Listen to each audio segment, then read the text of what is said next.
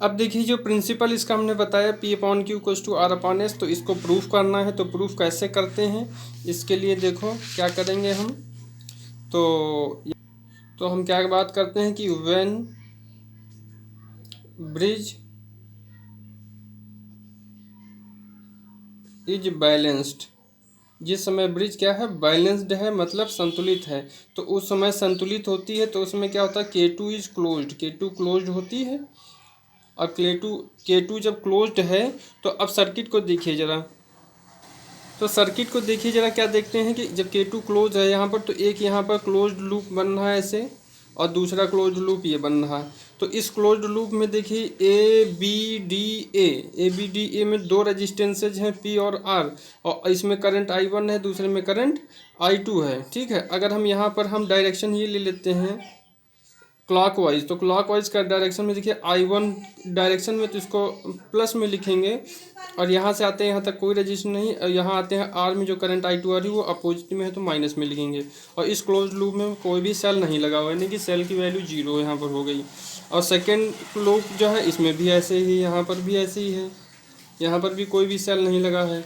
तो अब इससे रिलेटेड देखिए दो इक्वेशन हम बना लेते हैं। यहाँ पर कैसे लिखते हैं देखिए, तो दो इक्वेशन लिखेंगे। जैसे P जो रेजिस्टेंस है उसमें I1 करंट है, और जो Q रेजिस्टेंस है उसमें I2 करंट है। I2 अपोजिट में है, नहीं यहाँ पर Q नहीं है, R है, R, हाँ ये यहाँ पर ये लिख देते हैं, इन क्लोज्ड लूप, कौन सा क्लोज्ड लूप लेंगे, A B D A, ठीक है, A B D A।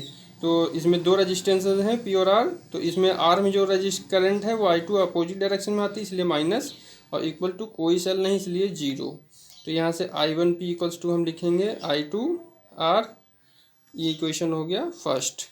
अभी अगर ऐसे दूसरा लूप ले लेंगे, इनक्लोज्ड लूप BCDB। अब BCDB में देखिए जो है, BCDB में भी दो रेजिस्टेंस Q और S हैं। Q में करंट I1 है, S में करंट I2 है, और I2 जो है इसके अपोजिट है, हमारे डायरेक्शन के अपोजिट है। इसलिए कैसे लिखेंगे, इसलिए क्या लिखेंगे हम, I1Q minus I2S equals to 0, या इसको हम लिखेंगे I1Q बराबर I2S। ये हो गया सेकेंड इक्वेशन। अब देखिए हम फर्स्ट इक्वेशन को सेकेंड से डिवाइड कर देते हैं, तो हमें क्या मिलता है कि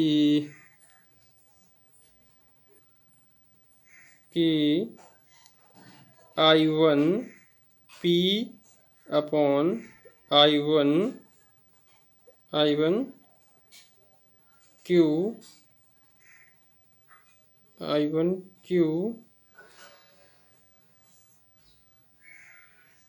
equals to I2R upon I2S।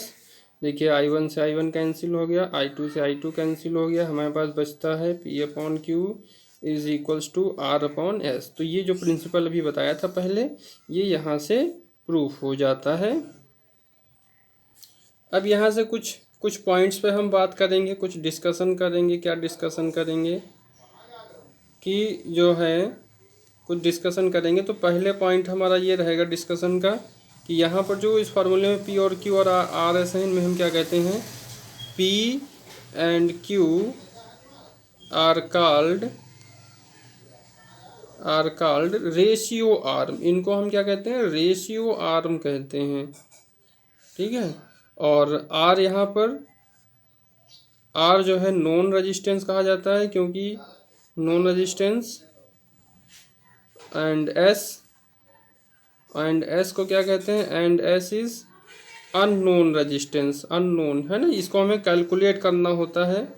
तो यहाँ पर चार रेजिस्टेंसेज हैं P Q R S, तो जिसमें से P और Q को क्या कहते हैं, रेशियो आर्म कहते हैं, R को नॉन रेजिस्टेंस कहते हैं, वो इसकी वैल्यू में पता होती है, और S क्या है, S अननोन रेजिस्टेंस है जिसको हमें कैलकुलेट करना है, वो यहाँ पर हम यूज़ कर लेते हैं, ठीक है। ये बात हो जाती है एक। अब दूसरी बात ये हो जाती है, दूसरा पॉइंट हम ये कहेंगे कि जो पॉइंट B और D है, कौन से point B point B and point D, ये डायग्राम में देखिएगा अपना। तो इन पॉइंट्स पर जो पोटेंशियल होता है वो इक्वल हो जाता है, यानी कि V B equals to V D. इसी वजह से जब दो पॉइंट का पोटेंशियल इक्वल होगा तो उसमें जो चार्ज का फ्लो एक पॉइंट से दूसरे पॉइंट की ओर होगा ही नहीं। तो यही होता है यहाँ पर कि करंट इसलिए फ्लो नहीं होती है। ठीक है, तीसरा पॉइंट हम क्या बात करते हैं, तो जब तीसरी बात ये करते हैं कि इन बैलेंस्ड कंडीशन, जब हमारा ब्रिज बैलेंस होता है तो बैलेंस्ड कंडीशन में जो गैल्वेनोमीटर है और सेल है, तो position of galvanometer and cell can be changed, हम उनको आपस में चेंज कर सकते हैं, और चेंज करने से उस पर बैलेंस पर कोई भी इफेक्ट नहीं होगा।